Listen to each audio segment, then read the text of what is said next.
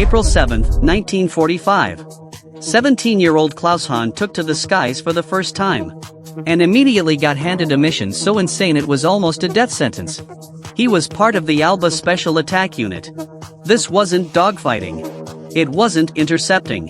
He was flying a Bf-109 straight into an American B-17. In other words, from the very start, the plane wasn't expected to come back. To make matters worse, their aircraft were in terrible condition. And ammunition was pitifully scarce.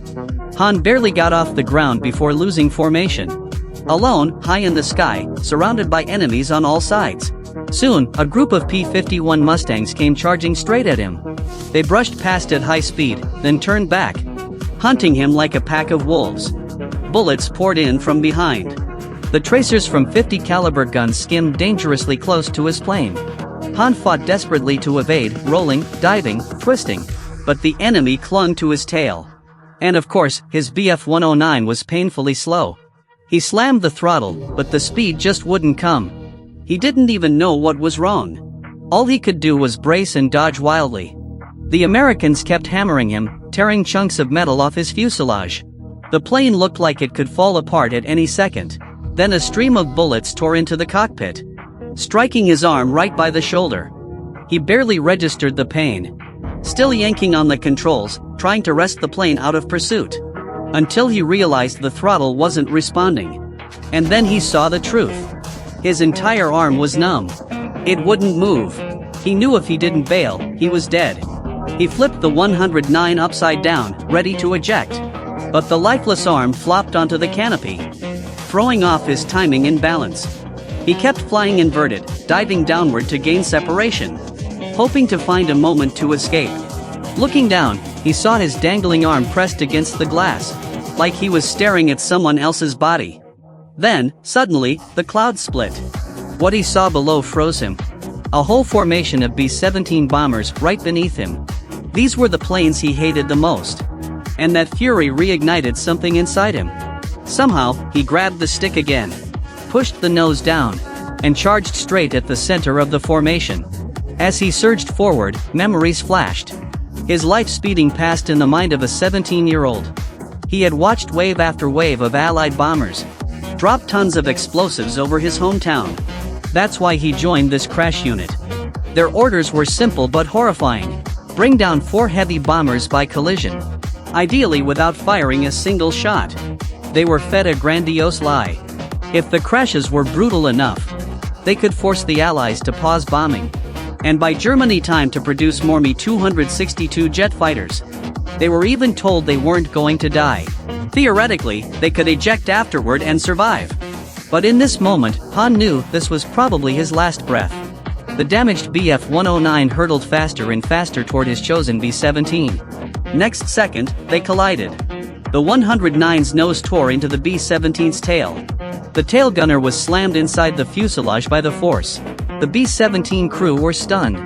Captain Baldwin quickly called for a status check. Everyone was alive.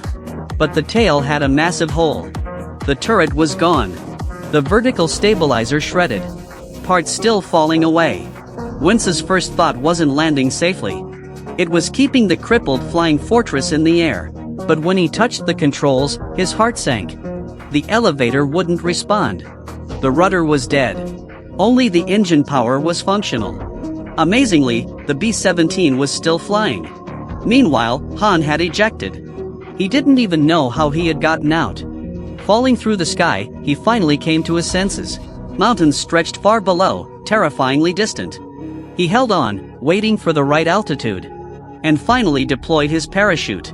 It snapped open violently, slowing him enough that he blacked out briefly again. Back with Wentz, the real challenge had just begun. No rudder, no elevator.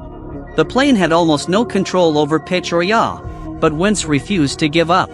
If the control surfaces were dead, he'd rely on the 4 engines.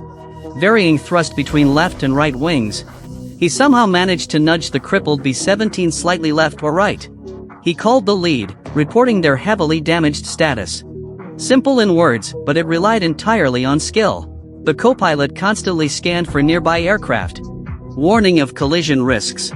At one point, a bomber nearly brushed past them. The co-pilot yelled to pull up. Wentz could only reply, "I have no elevator." Little by little, he edged the almost falling apart B-17 out of formation.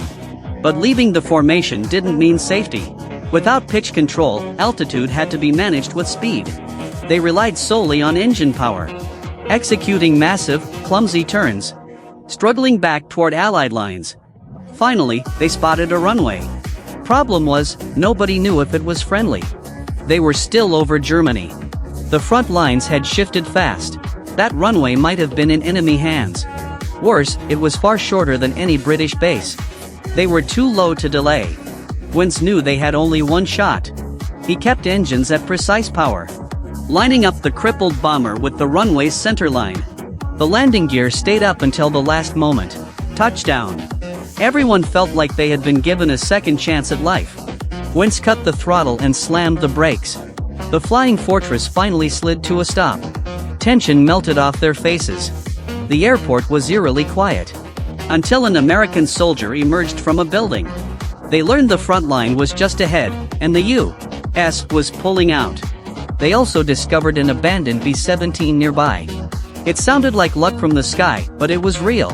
The airport had belonged to KG-200, a German unit using captured Allied planes for secret missions. They had just evacuated 2 days earlier, leaving that bomber behind unmarked. After inspection, the plane, though rough, was airworthy. Fuel tanks full. Systems functional. Wentz finally had confidence. They took off again, aiming for England. No escort, no formation, no ammunition. Any mishap could leave them stranded. Eventually, deep into Allied-controlled airspace, they felt relatively safe.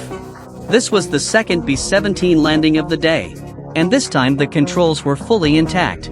The crew cheered over the intercom. Ground staff joked, "We gave you a new plane this morning." As for Hahn, he survived too. He was rescued from the German countryside and sent to a hospital in Münster. His arm was amputated, but he lived. The Alba Special Attack Unit? Their desperate missions achieved almost nothing. Germany surrendered a month later. With only 150 pilots, they could never seriously threaten Allied bomber formations. Even during the war, Allied leadership didn't fully realize they were facing an organized kamikaze-style tactic. After this mission, Wentz's crew was grounded. It was their last sortie. Years later, Wentz married his sweetheart. But for decades, he never knew the truth. That collision had been deliberate. It wasn't until 2003, 58 years later, when a young author contacted him for an interview, that he first learned he had been intentionally targeted. Eventually, Hahn contacted the veterans of the Alba unit. He discovered that the B-17 crew he had collided with had all survived. Hearing this, Hahn broke down in tears. After so many years, he finally knew. He hadn't actually killed that entire American crew.